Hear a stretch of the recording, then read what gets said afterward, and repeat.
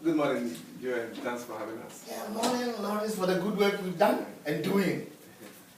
You're undoubtedly one of the very good minds in the industry. In fact, you've seen it all from exploration, mining, and resource. I can say a lot about you, but it's to profile our personalities we believe are pushing in the industry. In fact, we call them our heroes of change, which we believe you are one of them, and we want the whole world to know who you are. So the man Djan Mamphey, who is he? Wow. Yes, Djan Mamphey.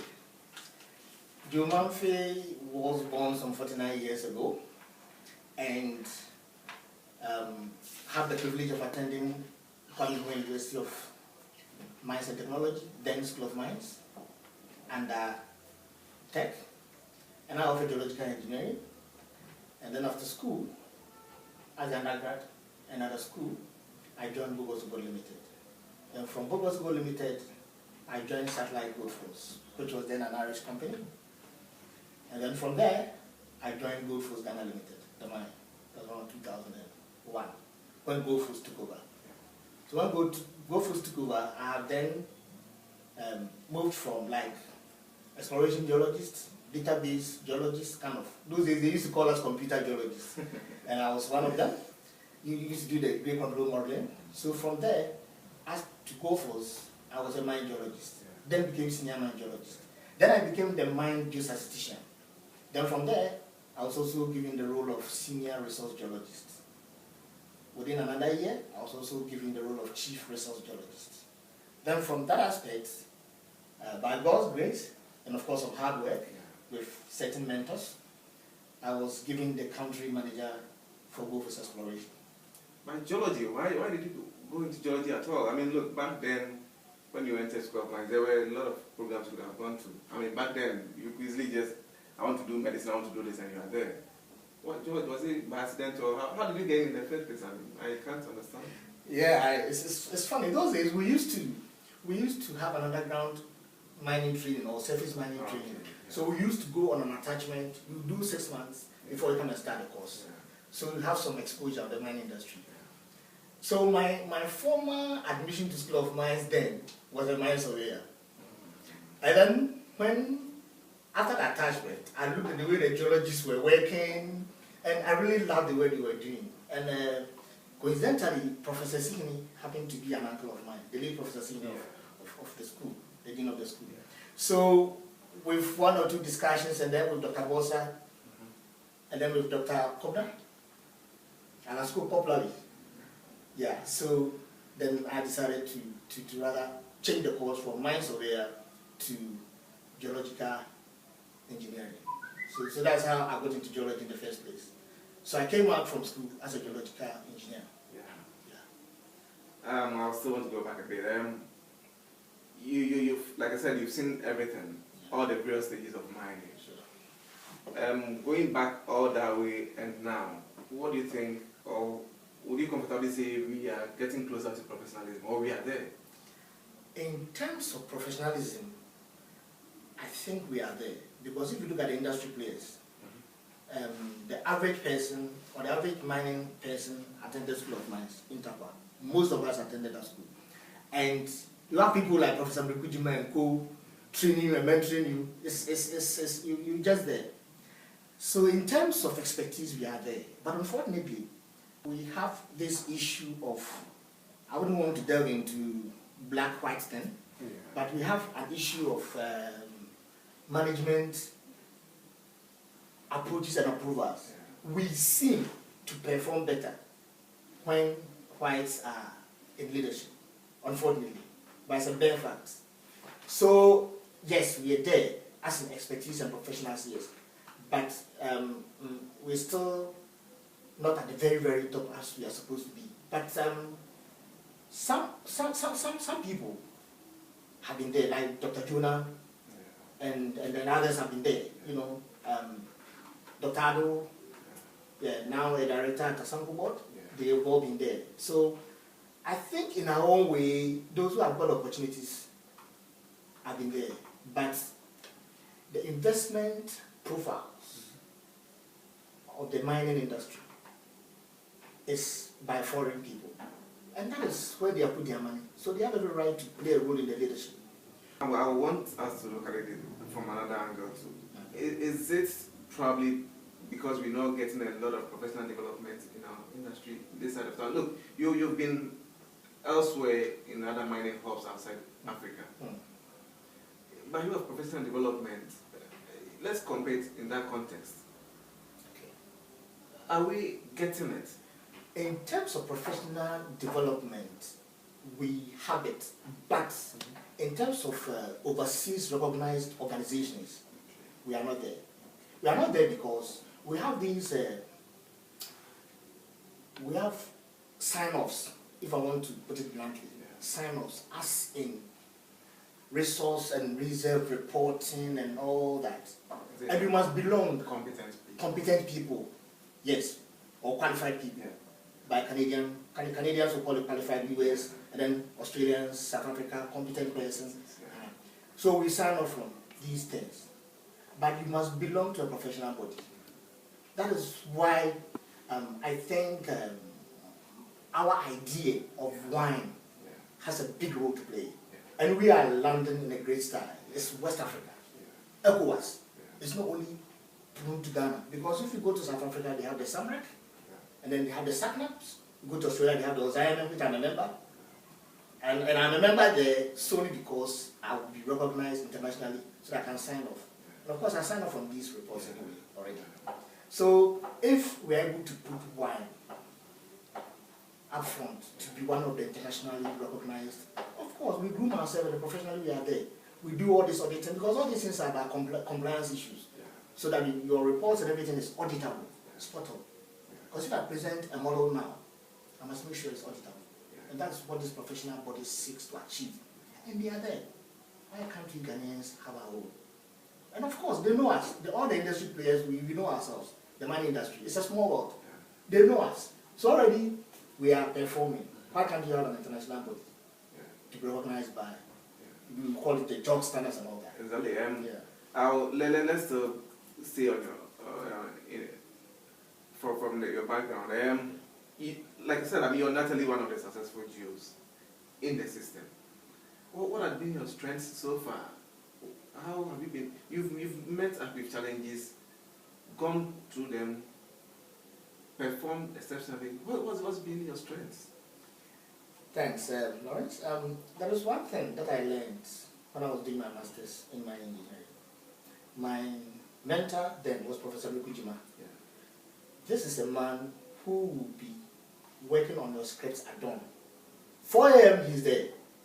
So you the student, already he's telling you, don't joke with your job. Yeah. So after that program, and while still at work, then I realized that no, I must just try to perform. Then, so to date, as I speak to you right now, anytime by 4 I'm up, because then you are sharp, then you are fresh, then you look through your reports and all the things that you are supposed to do, and obeying the rules as it is. Because when it comes to the mining industry, we're talking about safety issues, talking about management issues, and all these things is like team management effort. Sorry. And when you are a team player, unfortunately, they can see you as a leader.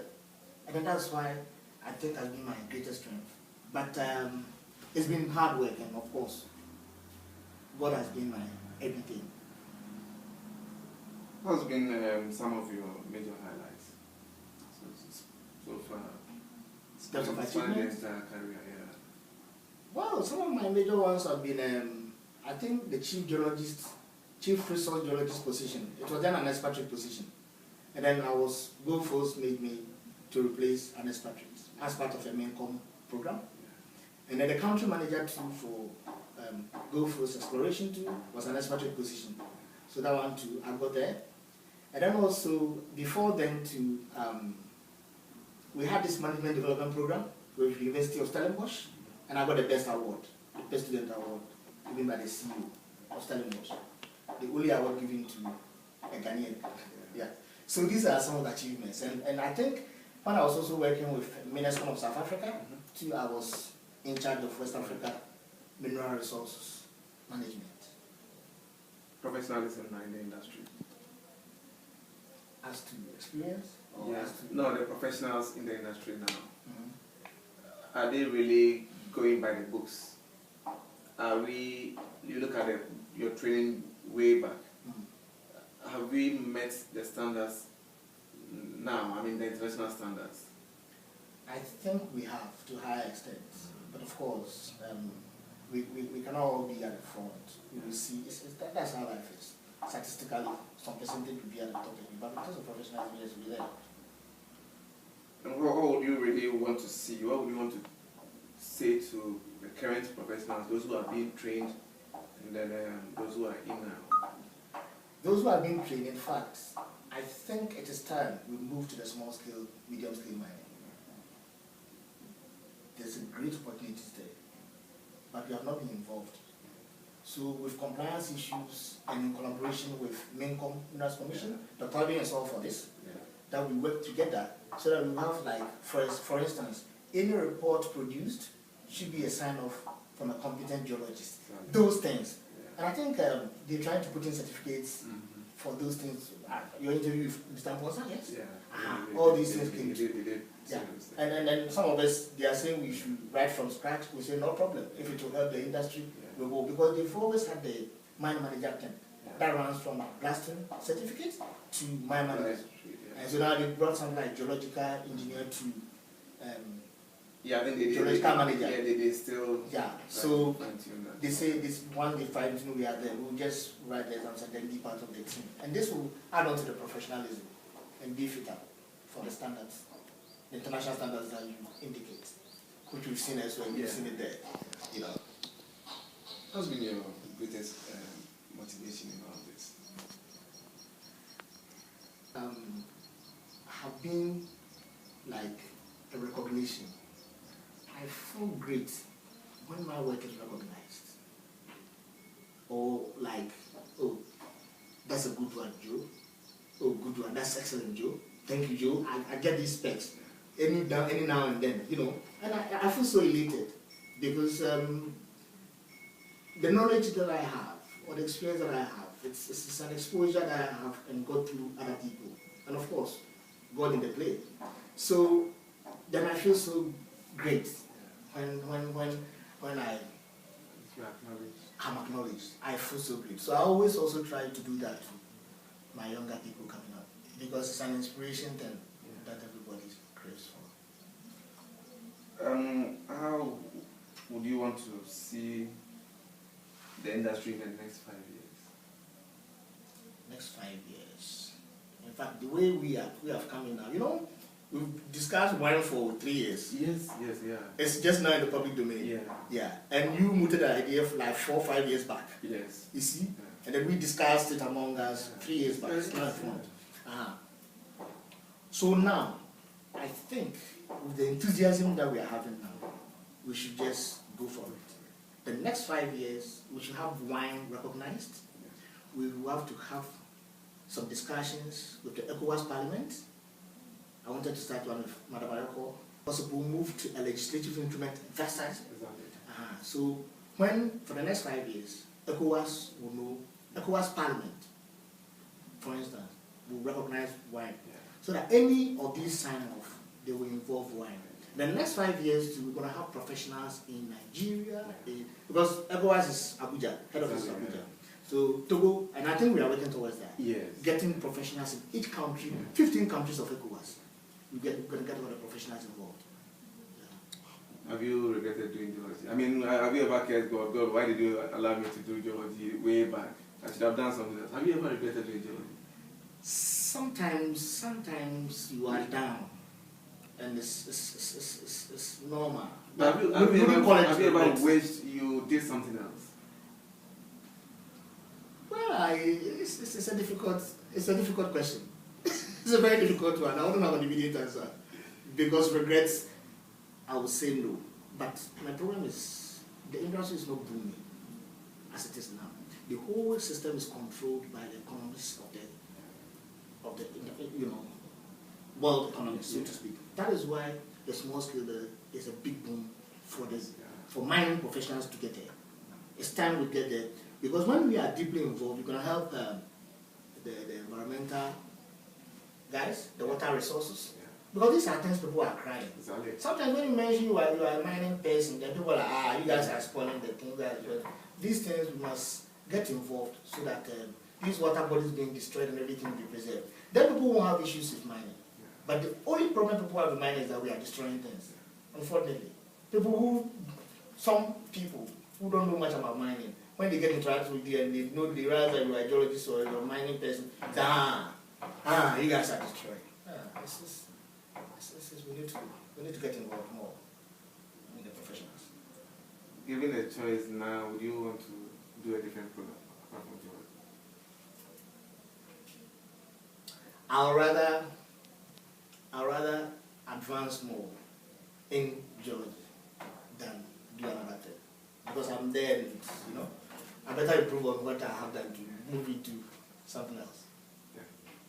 So actually, your ability to fit well into a team, coupled with your hard work, man, you're a very patient person when it comes to work, you know that.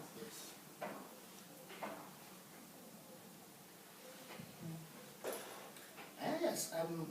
Is this something you developed from the line of duty, or is a homegrown thing? Well, it's a homegrown thing. My parents were teachers, typical Presbyterians. They actually want you to be humble and a respectful person. And the people who I passed through my education, St. Peter's Secondary School, they grew me to be to accommodate people, and then through to School of Mines and all that. So through my life, I've learned to be patient. Especially Professor Nukujima, they will make sure you respect people and opinions and all that. Then you have to be patient and have time for people because you are not perfect. So life has taught me how to be patient. Of course, and my childhood upbringing too has taught me to be patient and to be humble too. Yeah. Yes, we indeed need to work hard, be involved in teams, and be patient. That way, from what you're saying, we can move the industry forward. Sure. Thanks so much for coming. Thanks, man. Thanks for everything. WAIMM.